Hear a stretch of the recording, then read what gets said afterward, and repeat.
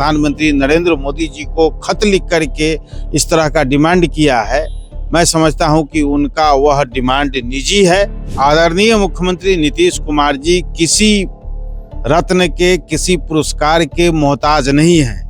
विधानसभा चुनाव के बाद जनता दल यूनाइटेड अपने पार्टी के अंदर छटनी कर रहा है वैसे नेताओं का जिन्होंने चुनाव के समय पार्टी के विरुद्ध गतिविधियां अपनाई, यानी पार्टी में रहते हुए किसी अन्य कैंडिडेट का समर्थन करवा दिया।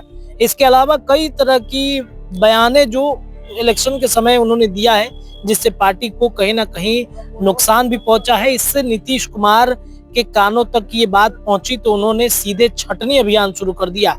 लगभग 1 दर्जन से ज्यादा नेताओं को जनता दल यूनाइटेड ने बीते दिनों देर रात्रि एक लिस्ट जारी की और उसमें बताया कि 12 नेता जिन्होंने पार्टी विरुद्ध गतिविधियां की हैं उनकी छटनी कर दी है। एक लिस्ट आपके स्क्रीन पे भी चल रहा होगा, आप देखेंगे इसमें किस तरीके से अलग अलग विधानसभा क्षेत्रों से आने वाले नेताओं का छटनी किया गया है।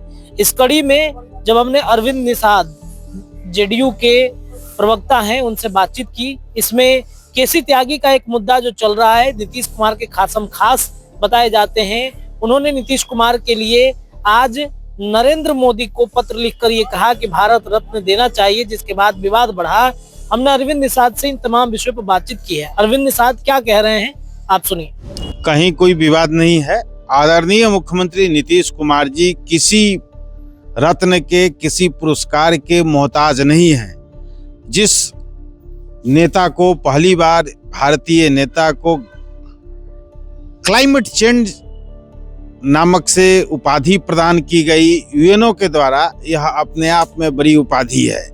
और आदरणीय नीतीश कुमार जी इस देश के और इस बिहार के लिए जो कुछ किया है वह किसी से छिपा हुआ नहीं है।